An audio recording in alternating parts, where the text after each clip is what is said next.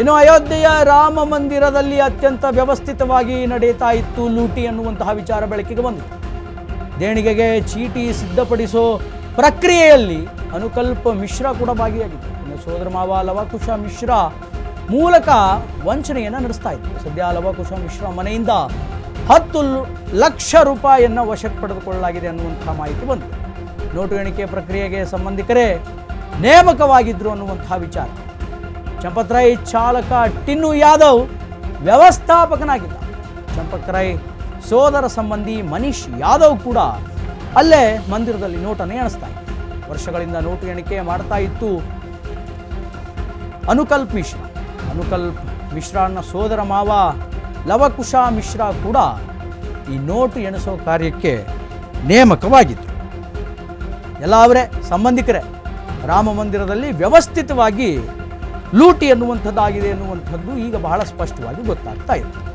ಯಾಕೆಂತಂದರೆ ಯಾರ್ಯಾರು ಈ ಕೆಲಸದಲ್ಲಿ ಸಿಕ್ಕಾಕೊಂಡು ಆರೋಪಿ ಸ್ಥಾನದಲ್ಲಿದ್ದಾರೋ ಅವರೆಲ್ಲರೂ ಕೂಡ ಸಂಬಂಧಿಕರೇ. A1 ಅವಿನಾಶ್ ಮಿಶ್ರಾ ಆಗಿರ್ಬೋದು, ಅನುಕಲ್ಪ ಮಿಶ್ರಾ ಆಗಿರ್ಬೋದು, ಲವಕುಶ ಮಿಶ್ರಾ ಆಗಿರಬಹುದು, ಇವರೆಲ್ಲರೂ ಕೂಡ ಇಲ್ಲಿ ಸಂಬಂಧಿಕರೇ ಅನ್ನುವಂಥದ್ದು ಬಹಳ ಸ್ಪಷ್ಟವಾಗಿ ಗೊತ್ತಾಗ್ತಾ ಇದೆ. ಯಾಕೆಂತಂದರೆ ಸದ್ಯ ಲವಕುಶ ಮಿಶ್ರಾ ಮನೆಯಿಂದ 10 ಲಕ್ಷ ರೂಪಾಯಿಗಳನ್ನು ಈಗ ಪೊಲೀಸರು ವಶಕ್ಕೆ ಪಡೆದುಕೊಂಡಿದ್ದಾರೆ. ಆಭರಣದ ದಾಖಲೆಯಲ್ಲೂ ಕೂಡ ಈಗ ವ್ಯತ್ಯಾಸ ಅನ್ನುವಂಥದ್ದು ಕಂಡು ಬರ್ತಾ ಇದೆ. ಭಕ್ತರು ದೇವರಿಗೆ ದಾನ ಮಾಡಿದಂತಹ ಚಿನ್ನ, ಬೆಳ್ಳಿ, ವಜ್ರದ ಆಭರಣಗಳು ಅಲ್ಲಿತ್ತು ಅನ್ನುವಂಥದ್ದು ಈಗ ಕೇಳಿ ಬರ್ತಾ ಇದೆ. ಅಮೂಲ್ಯ ರತ್ನಗಳನ್ನು ಟ್ರಸ್ಟ್ ಹೇಗೆ ಸಂಗ್ರಹಿಸಿದೆ ಅನ್ನೋದೇ ಗೊತ್ತಾಗ್ತಾ ಇಲ್ಲ. ಅಸಲಿ ಆಭರಣ ಕದ್ದು ನಕಲಿ ಆಭರಣಗಳನ್ನು ಇಟ್ಟಿರುವ ಶಂಕೆ ಕೂಡ ಇಲ್ಲಿ ವ್ಯಕ್ತವಾಗ್ತಾ ಇದೆ. ಅಂದರೆ ರೀಪ್ಲೇಸ್ಮೆಂಟ್ ಆಫ್ ಆರ್ನಮೆಂಟ್ಸ್, ಒರಿಜಿನಲ್ ಆರ್ನಮೆಂಟ್ಗಳು ಏನಿದೆ, ಆಭರಣಗಳೇನಿದೆ ಅದನ್ನು ತೆಗೆದು ಡೂಪ್ಲಿಕೇಟ್, ಅದೇ ತರಹದ ಡೂಪ್ಲಿಕೇಟ್ ಆಭರಣಗಳನ್ನು ಮಾಡಿಸಿ ಯಾರಿಗೂ ಅನುಮಾನ ಬಾರದ ರೀತಿಯಲ್ಲಿ ಅದನ್ನು ರೀಪ್ಲೇಸ್ ಮಾಡಿರುವಂತಹ ಶಂಕೆಗಳು ಕೂಡ ಕಂಡು ಬರ್ತಾ ಇದೆ. 2025 ಜನವರಿ ಫೆಬ್ರವರಿಯಲ್ಲಿ ನಡೆದಿತ್ತು ಮಹಾಕುಂಭಮೇಳ. ಕೋಟ್ಯಾಂತರ ರೂಪಾಯಿ ದೇಣಿಗೆ ಲೆಕ್ಕ ಪರಿಶೀಲಿಸುತ್ತಿದ್ದಂತಹ SIT ಟ್ರಸ್ಟ್ ಖರೀದಿಸಿರುವಂತಹ ಭೂಮಿ, ಕಟ್ಟಡದ ವ್ಯವಹಾರದಲ್ಲಿಯೂ ಕೂಡ ಅಕ್ರಮದ ಶಂಕೆ ಅನ್ನುವಂಥದ್ದು ಕಾಡ್ತಾ ಇದೆ. ನಾನಾಗಲೇ ಹೇಳ್ತಾ ಇದ್ದೆ, ಒಬ್ರಿಗೊಬ್ಬರು ಸಂಬಂಧಿಕರು ಇವರು. ಅಲ್ಲೇ ಹಣವನ್ನು ಎಣಿಸುವಂತಹ ವ್ಯವಸ್ಥೆಯಲ್ಲಿ, ಕಾರ್ಯದಲ್ಲಿ ತೊಡಗಿಕೊಂಡಂಥವ್ರು. ಆದ್ದರಿಂದ ಬಹಳ ಪೂರ್ವಭಾವಿಯಾಗಿ, ಪೂರ್ವ ನಿಯೋಜಿತವಾಗಿ ಸಂಚನ್ನು ರೂಪಿಸಲಾಗಿದೆ. ಎಲ್ಲವೂ ಕೂಡ ಪ್ರೀ ಪ್ಲ್ಯಾನ್ ಅನ್ನುವಂಥದ್ದು ಭಾಳ ಸ್ಪಷ್ಟವಾಗಿ ಇಲ್ಲಿ ಕಂಡು ಬರ್ತಾ ಇದೆ.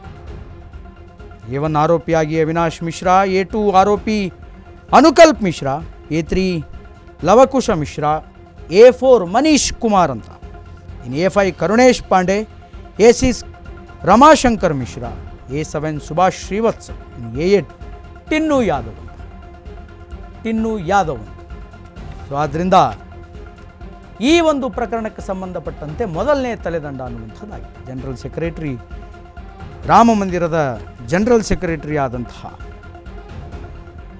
ಪ್ರಧಾನ ಕಾರ್ಯದರ್ಶಿಗಳಾದಂತಹ ಚಂಪತ್ರೈ ಅವರು ತಲೆದಂಡವನ್ನು ಹೇರ್ಕೊಂಡು ಈಗ ರಿಸೈನ್ ಮಾಡಿದ್ದಾರೆ. ಇನ್ನು ಅವರ ಜೊತೆಗೆ ಪ್ರಧಾನ ಕಾರ್ಯದರ್ಶಿಗಳ ಜೊತೆಗೆ ಮತ್ತೊಬ್ಬರು ಕೂಡ ತಲೆದಂಡವನ್ನು ಮಾಡಿದ್ದಾರೆ. ದಟ್ ಈಸ್ ಟ್ರಸ್ಟಿನ ಸದಸ್ಯರಾದಂತಹ ಅನಿಲ್ ಮಿಶ್ರಾ ಕೂಡ ಈಗ ತಲೆದಂಡಕ್ಕೆ ಗುರಿಯಾಗಿದ್ದಾರೆ.